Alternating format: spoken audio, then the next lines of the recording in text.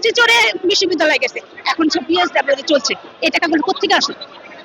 কে দিল ওনাকে বিএসডব্লিউ? অন্য কোনো কেউ দিল না, ওনাকে কেন দিল? ওনাকে কেন দিল? আর উনি নিবে না কেন?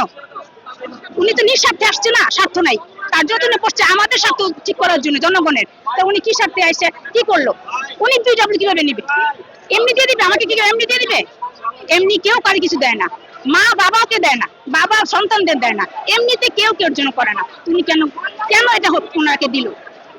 এদিকে খুঁজেন তাইলেই পেয়ে যাবেন। কেন দিল ওনাকে? আমাকে কে কেন গিফট দিবে? আমার যদি কোনো স্বার্থ না থাকে কে দিবে আমাকে? আমার কাছে যদি আপনি না স্বার্থ না পান, আপনি আমার গিফট দিবেন? দেয় কেউ? আমি তো মামা বাচ্চা না কেন আমি দুধ দিব না? আমি বুঝবো না তার খিদা লাগছে। তো উনি কিভাবে পেলো? ওনার যদি পেটে খিদা না থাকে, উনি যদি না সঙ্গে দেয়, তাহলে উনি কিভাবে?